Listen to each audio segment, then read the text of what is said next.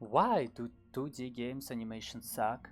And why is it so difficult to create a game using them? Here's my Devlog 52. And here are my animations that I did before.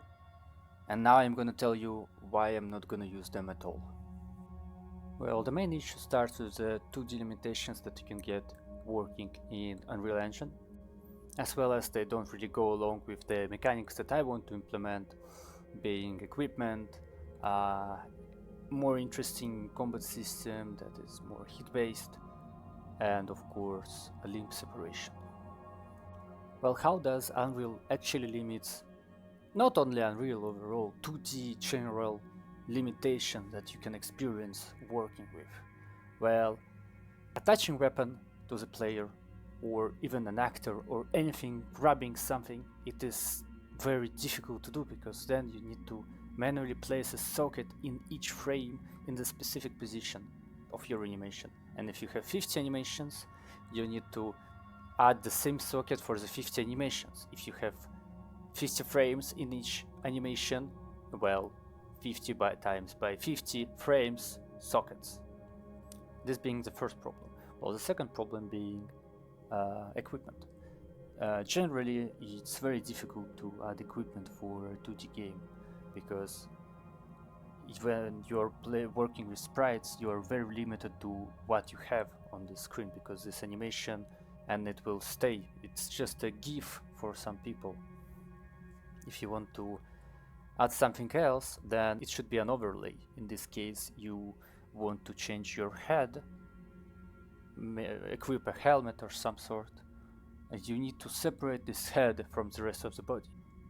While being the only workaround that you can get working with 2D, it's still not the best, because when we separate the head from the body, we still need to animate it for all the animations accordingly. If we have running animation, we need to animate this head again.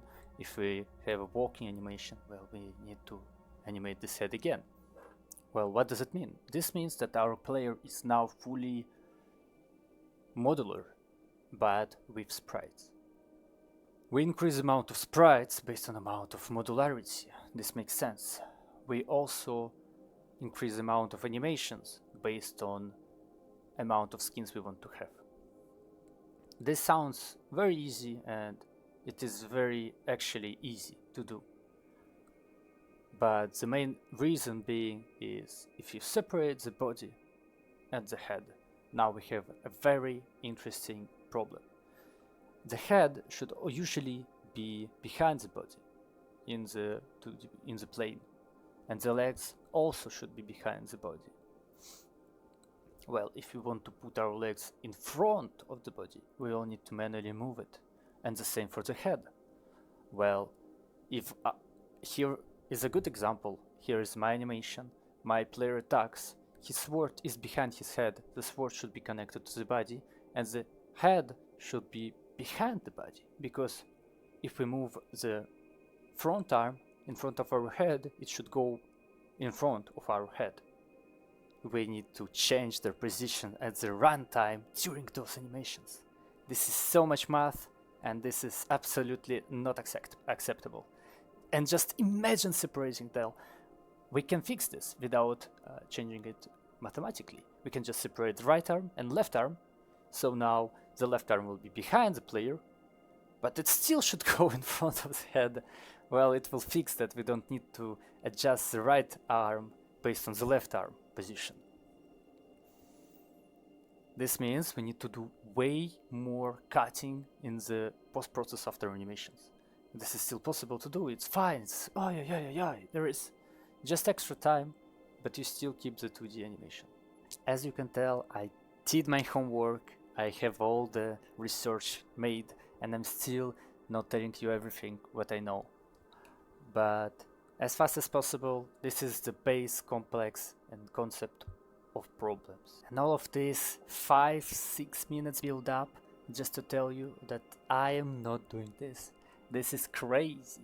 I originally planned to go this way. It sounds easy in your head and on the paper, but after you start to try to implement it, work with it, everything just crashes and you can see how much time you need to spend. Well, what I did, I just spent 3 weeks exploring and working and learning how to create custom skeleton, custom control rig, make it modular, and make the control rig procedural. So if I create another skeleton, I would be able to apply it. So now I'm able to achieve all those mechanics and things that I wanted to before, just because I'm using skeletal mesh for my 2D. Well, this is basically transferring 2D pipeline into 3D space. And this is the best part about it, because it does look 2D actually. If you look at it, you can see or find some visuals that, yeah, this looks 3D to me.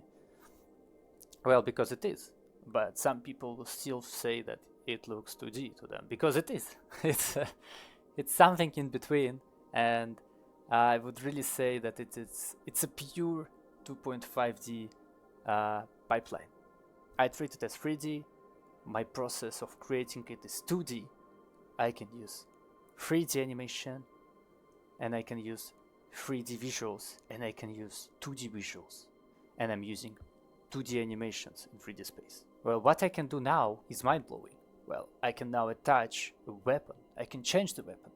I can throw the weapon. I can separate my body. I can cut my parts off. I can throw it. I can pick it up. I can change it. I can change the equipment. I can do anything. I can add so much animations. I can do ragdoll. I can do 2D animation. This is wow. I'm just so hyped about it, what I did, and this is for now the best thing I did for my project, and I'm very, very proud of it. Finish on that. Make sure to like, follow, subscribe, comment. This will help tremendously, only if you like this type of content. I usually do short videos, but this one I thought, because it took me longer, around, like, as I said, 3 to 4 weeks, I thought that it would make more sense to make the video longer. So if you like longer videos, make sure to tell me that, so I know if it's worth doing, because if it's not, I'm just gonna stick to my low quality 1-minute videos. Thank you. Have a nice day. Bye.